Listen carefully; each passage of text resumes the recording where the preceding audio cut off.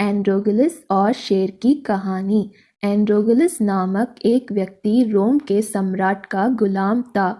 एक दिन वह स्वयं पर होने वाले जुल्मों में से तंग आकर महल से भाग गया और जंगल में जाकर छुप गया।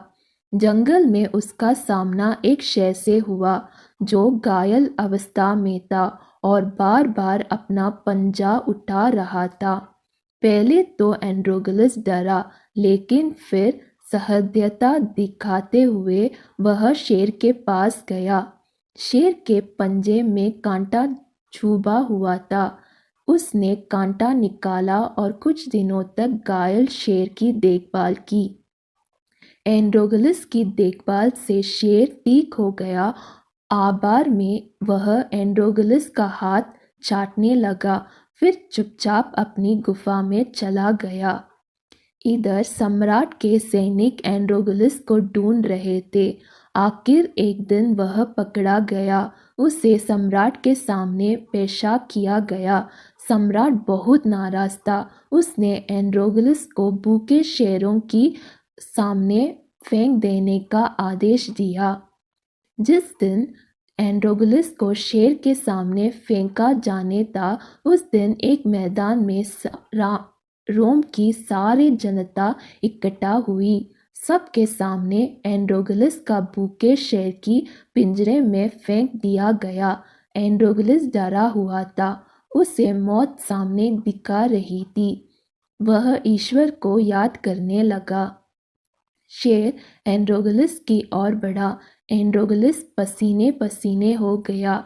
शेर एंड्रोगलस के पास आया। डर के मारे एंड्रोगलस ने अपनी आंखें बंद कर ली। लेकिन यह क्या? एंड्रोगलस को मारने के स्थान पर शेर उसका हाथ चाटने लगा। सम्राट हैरान था, सारी जनता हैरान थी और एंड्रोगलस भी। अर्थात एंड्रोगलस समझ गया कि वो ना हो, ये वही शेर है जिसकी घायल अवस्था में उसने देखभाल की थी। वह एंड्रोगलस को पहचान गया था। वह भी शेर को पुचकारने लगा और उसकी पीठ पर हाथ फेरने लगा। यह देख सम्राट ने सैनिकों को एंड्रोगलस को पिंजरे से बाहर निकालने का आदेश दिया। उसने एंड्रोगलस से पूछा, तुमने ऐसा क्या किया कि शेर तुम्हें मारने के स्थान पर तुम्हारा हाथ चाटने लगा? एंड्रोगलस ने उससे जंगल की घटना सुना दी और बोला, महाराज, जब शेर घायल था तब मैंने कुछ दिनों तक ही उसकी देखभाल की थी। इस उपकार के कारण इसने मुझे नहीं मारा, लेकिन आपकी सेवा तो मैंने बरसों की है। इसके बावजूद आप मेरे जान ले रहे हैं। सम्राट का दिल पसीज गया। उसने एंड्रोगलस को आज़ाद कर दिया और शेर को भी जंगल में छुड़वा दिया।